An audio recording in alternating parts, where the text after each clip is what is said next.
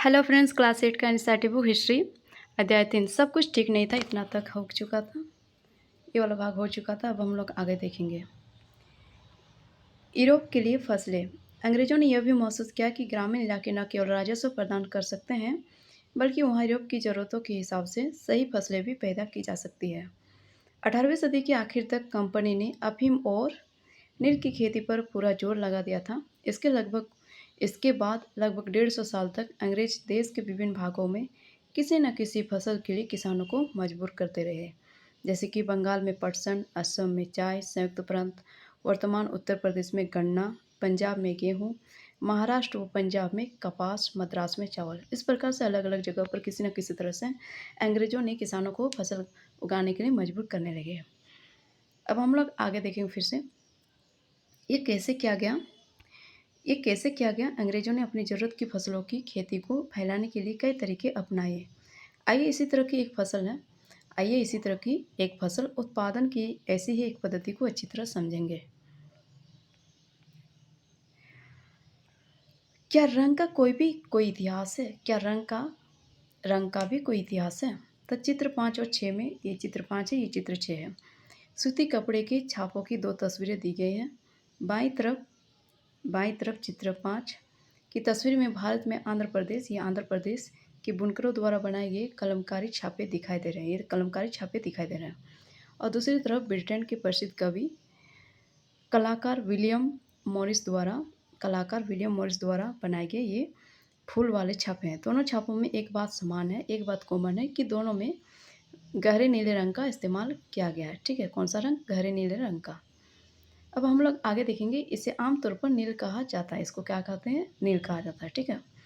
और क्या आप जानते हैं कि यह रंग किस तरह पैदा किया गया था? तो किस प्रकार से यह रंग पैदा किया गया था उसके बारे में हम लोग जानेंगे। इन छापों में आपको जो नीला रंग दिखाई दे रहा है वो नील नाम के एक पौधे से निकाला जाता है। जो नीला रंग है ना, वो नील नाम के एक पौधे से निकाला जाता था।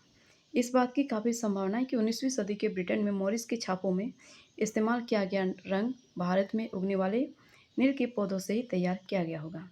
उस समय भारत दुनिया में नील का सबसे बड़ा स्रोत था। उस समय भारत क्या था? नील का दुनिया में सबसे बड़ा स्रोत था।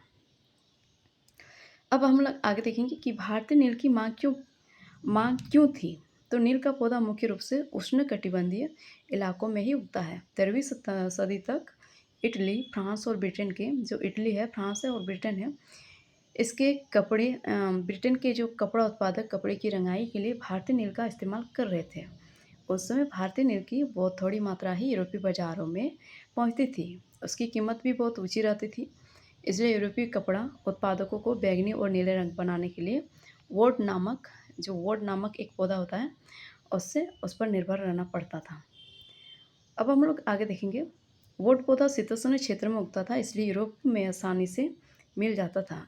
उत्तरी इटली, दक्षिणी फ्रांस व जर्मनी और ब्रिटेन के कई हिस्सों में यह पौधा उगता था। नील के साथ प्रतिस्पर्धा से परेशान यूरोप के वोड उत्पादकों ने अपनी सरकारों पर दबाव डाला कि वे नील की आयात पर पाबंदी लगाते हैं। तो उन्होंने क्या किया? जो यूरोप की वोड उत्पादक है, अपनी सरकारों पर दबाव डाला कि वे नील की आयात पर पाबंदी लगाते हैं। इधर देखेंगे बागान क्या है। एक विशाल खेत जिस पर बागान मालिक बहुत सारे लोगों से जबरन काम करवाता था। जैसे कॉफ़ी हो गया, गन्ना हो गया, तंबाकू हो गया, चाय और कपास आदि के विषय में बागानों का जिक्र किया जाता है।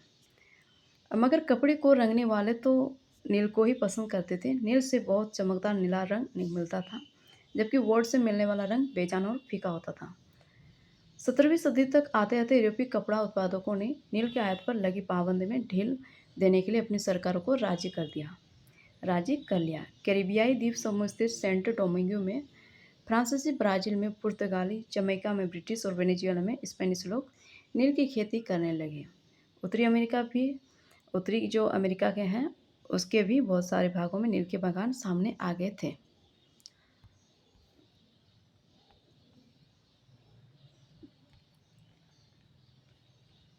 आगे देखेंगे।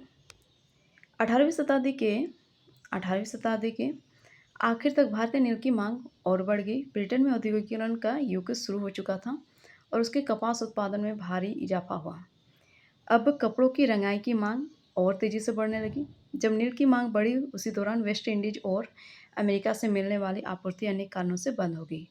तो जब नील की मांग बढ़ी तो वेस्ट इंडीज़ और अमेरिका से जो मिलने वाली आपूर्ति है तो अनेक कारणों से बंद हो गई। 1783 से 1789 के बीच दुनिया का नील उत्पादन आधा रह गया था। ब्रिटेन के रंगरेज अब नील की आपूर्ति के लिए बेचैनी से किसी और स्रोत की तलाश कर रहे थे।